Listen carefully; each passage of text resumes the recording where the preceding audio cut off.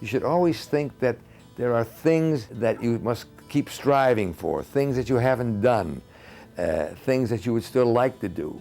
And that's how one's life should be lived. I can beat him. You know I can beat him.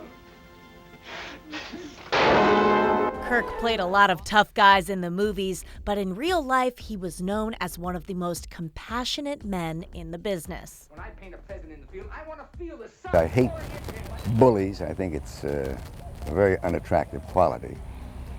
So if I do intimidate people, I'll just try not to in the future. But Douglas was far more than just an actor. He was also a producer, a philanthropist, best-selling author, and proud father to his 4 sons.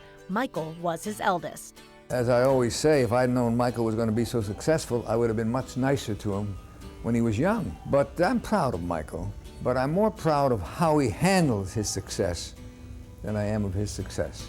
In 1996, Kirk suffered a stroke that impaired his speech, but not his spirit.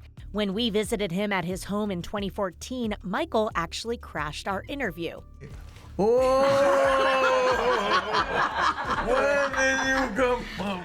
He celebrated his 100th birthday in December of 2016 at a bash that included his family and close friends. I don't know anybody who's done any more than this man has at 100 years old. His acting career spanned 7 decades. 2 of his most famous roles were Spartacus. I do know that we're brothers.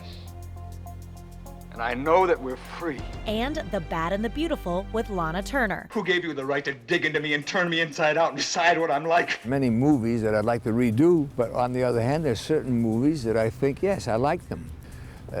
But that doesn't mean that you don't, you're not constantly learning something. And that's part of the fun of it. In 1991, at age 72, he survived when a helicopter he was a passenger in collided in the air with a plane. 5 years later, he suffered that stroke. Shortly afterwards, he talked about survival with Mary Hart. I have been in the helicopter crash. I had trouble walking. I have had a stroke.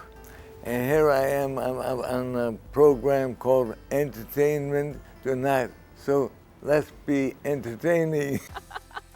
He was born Isor Danilovich in New York to immigrant parents. My father was an illiterate Russian peasant. Came to this country like millions of other people. He earned 3 Academy Award nominations for his acting, but never won as a performer. In 1996, the Academy presented him with an honorary Life Achievement Oscar. I see my 4 sons. They are proud of the old man. His marriage to his second wife, Anne, lasted more than 60 years.